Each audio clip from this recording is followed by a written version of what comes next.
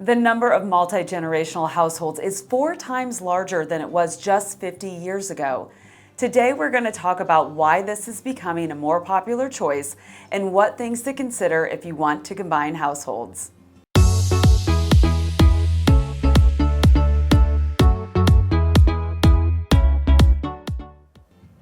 Hey everybody, Melanie Atkinson here, Realtor with Smith & Associates in beautiful Tampa, Florida. And today we are going to talk about the increased popularity of multi-generational households. About 18% of Americans live in a multi-gen household, and that number has been steadily increasing. Let's start with defining what a multi-generational household is. They are defined as 2 or more adult generations living together, and those adults would be over the age of 25. This is most often illustrated by adult children over the age of 25 living with their parents, or senior parents living with their adult children and sometimes grandchildren. Although not as common, I also want to touch on households where the adults are not related and choose to live together for the benefits that are gained with this type of living. So let's get started and talk about those benefits. By far, the number one thing we have to explore are the financial benefits. The pooling together of financial resources is extremely powerful and in some cases very necessary for families. We all know that housing is expensive, whether you have a mortgage or you're renting. If there are multiple income earning adults under one roof, that allows a household to have more security in the ability to pay their housing expenses. Or it can just alleviate some of the financial pressures of maintaining 2 different households. A lot of people can technically afford to live separately, but they're choosing not to simply because they see the benefits of pooling and splitting household costs. And I think there can be a stigma around multi-generational households, especially adult children living with their parents, where others assume that there's some sort of failure to launch, but instead it's a decision agreed on by everyone that allows for them to be more fiscally responsible. Pooling financial resources can also allow for more buying power. For instance, a family that I recently helped move down from the Northeast sold both their house and her mother's house. They were able to pool together the equity from these 2 sales in order to have more money to put down on a house in Florida. That allowed them to keep their monthly costs at a number that they were comfortable with, but they could afford much bigger house than what they had up north. Another big benefit is related to both finances and caregiving. There are financial benefits that come from not having to pay for outside people to take care of certain life responsibilities. Living with a grandparent, a friend, or a sibling can be a great way to save on childcare costs. Living with senior parents can be a great way to save on assisted living costs. These caregiving savings are a huge reason that families decide to live together. In some cases, having in-house childcare can make or break whether someone keeps their job or their kids get to fully participate in the sport or hobby that they love. Plus, when you combine the skills of each adult in the house, there are all sorts of chores that can be divided up to save money. Eat out 1 less time per week by dividing the cooking responsibilities. Yard care can be taken care of by one of the household members. General repairs and home maintenance can be taken care of. Busy working families need help to keep their lives in order. If everyone is bringing their skills to the household, then that saves money and sanity. The next benefit that I don't think is talked about enough is companionship. Some people really love living alone, and I totally understand that.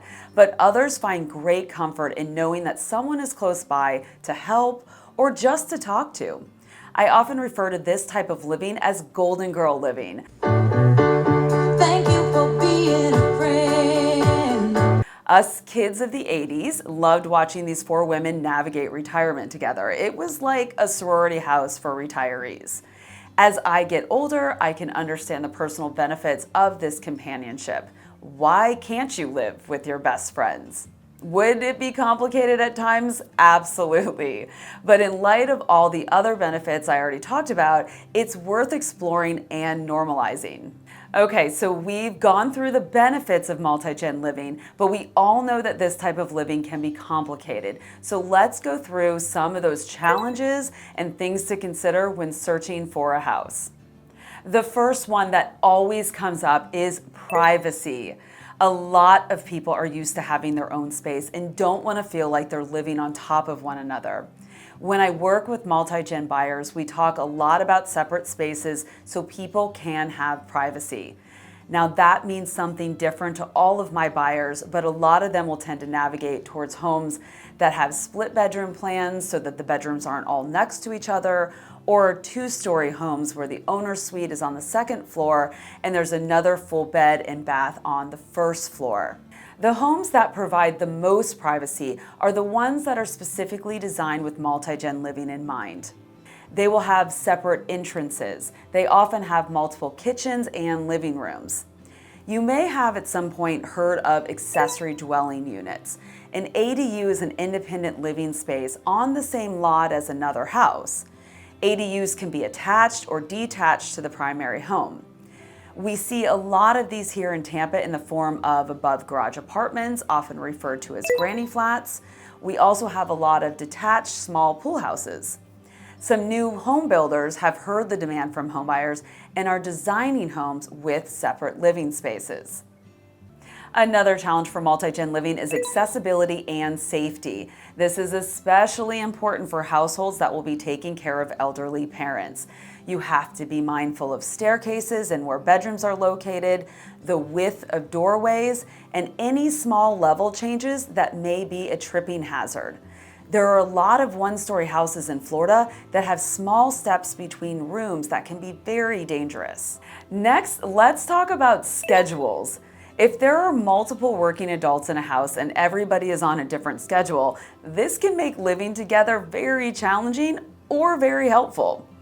If you know someone is going to be working nights and sleeping during the days, it is important to make sure the rooms are set up to allow for those needs. If you have someone sleeping in an ADU that's above a garage, but the other people are opening and closing that garage door 20 times a day, that can be very disruptive. Now, I realize it's hard to know what everyone's schedule is going to be, but it's definitely something to keep in mind. An issue that is often overlooked is garage and driveway space.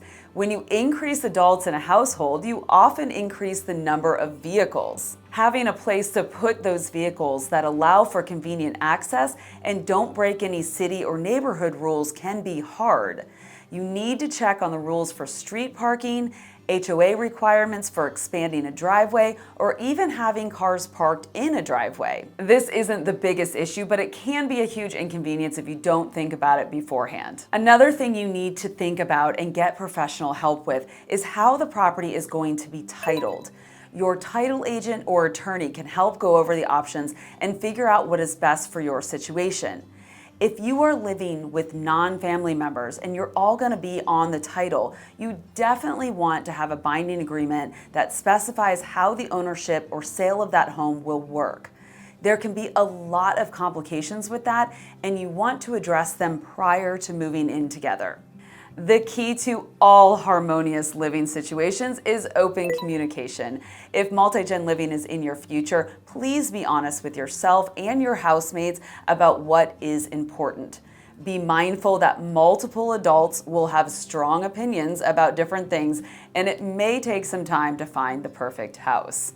If you are thinking about moving to the Tampa Bay area and you want to chat more about multi-gen housing or any type of housing, please reach out to us on our website.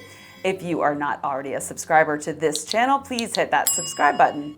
And if you're looking for something else to watch on this channel, check out a video I recently did on the current state of the Florida housing market. Thank you all so much for watching. I'll see you next time.